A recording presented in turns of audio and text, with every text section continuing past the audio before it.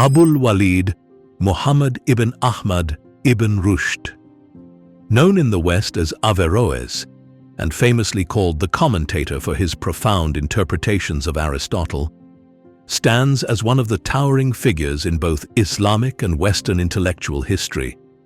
A philosopher, jurist, and scholar whose works bridged the worlds of faith and reason, shaping debates for centuries. On this intellectual journey, we'll explore 10 of his most influential books, spanning philosophy, law, and political thought. Join me as we dive into each of these books, uncovering the key themes and arguments that made Ibn Rushd a pivotal figure in both the Islamic world and the West.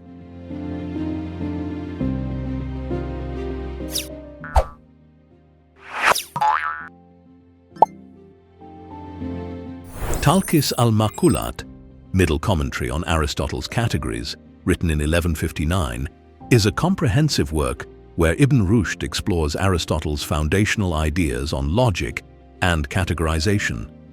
In this text, Ibn Rushd delves into Aristotle's Categories, a key philosophical work that outlines the different ways in which objects and concepts can be classified and understood. The categories include substance, quantity, quality, relation, and others, which form the basic structure of logical thought. Ibn Rushd's commentary serves as a guide to understanding how logical reasoning can be applied to both philosophy and Islamic theology. Sharh Kitab al-Tabi'ah, Commentary on Aristotle's Physics, written in 1160, is a pivotal work that explores the very nature of the physical world. In this book, he examines concepts like movement, change, and the principles that govern nature, drawing heavily on Aristotle's ideas. But Ibn Rushd doesn't just stop at explaining these concepts. He argues that understanding the natural world through reason is not in conflict with Islamic thought. In fact, he sees reason as a tool to deepen one's faith.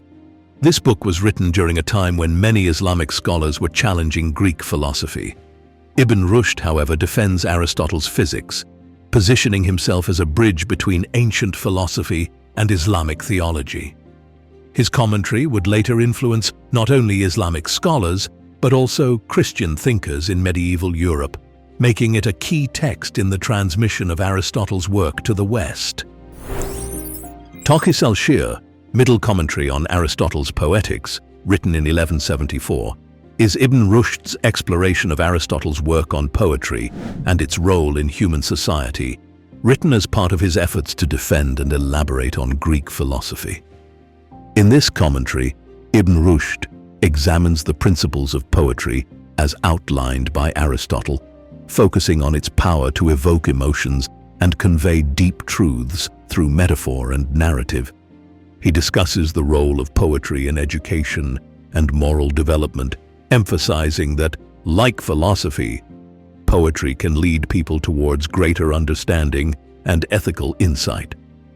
Ibn Rushd also explores the tension between philosophy and poetry, arguing that both serve important roles in society.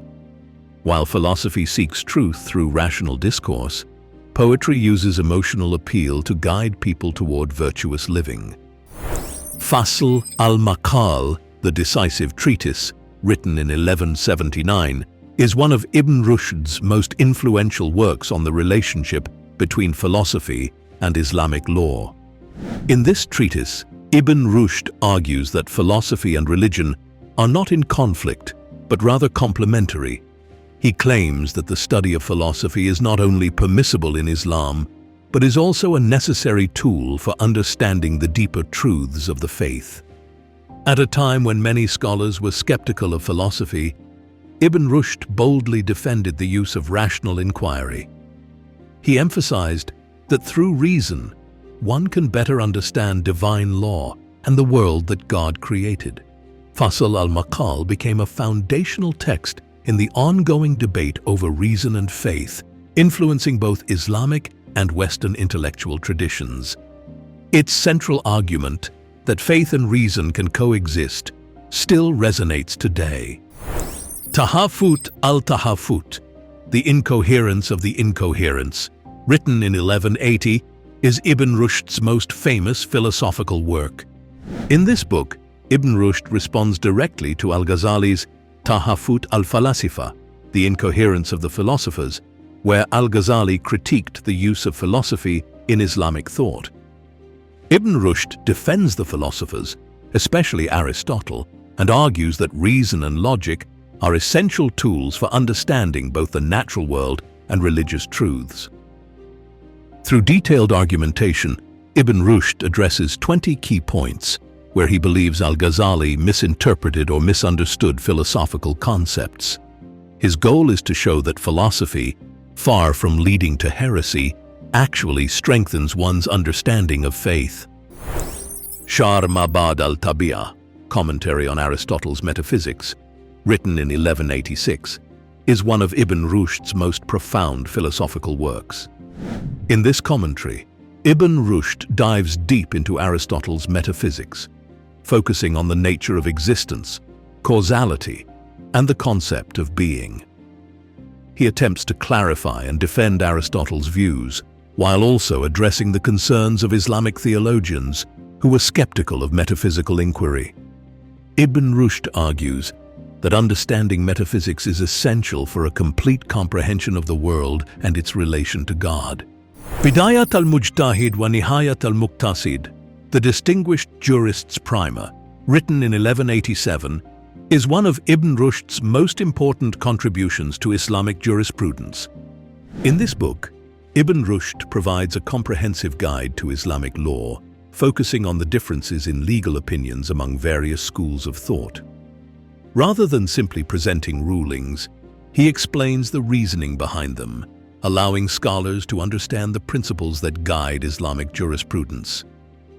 The core argument of Bidayat al-Mujtahid is that understanding the rationale behind legal rulings is just as important as the rulings themselves. Ibn Rushd encourages independent legal reasoning, or ijtihad, which gives jurists the flexibility to adapt Islamic law to new circumstances.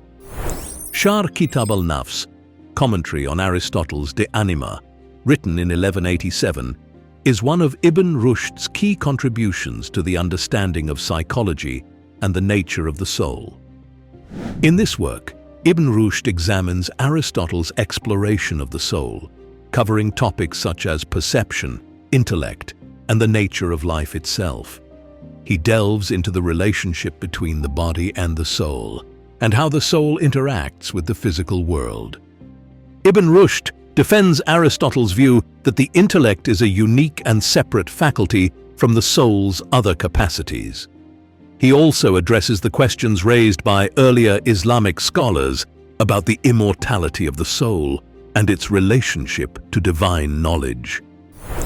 Sharh Jumhuriyat Aflaton, commentary on Plato's Republic, written in 1195, is Ibn Rushd's deep engagement with political philosophy.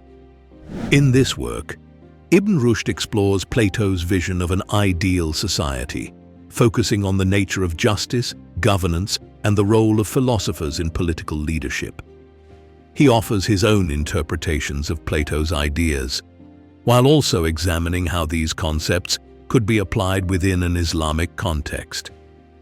Ibn Rushd highlights the importance of rational governance, where leaders should be guided by wisdom and knowledge rather than mere power or wealth.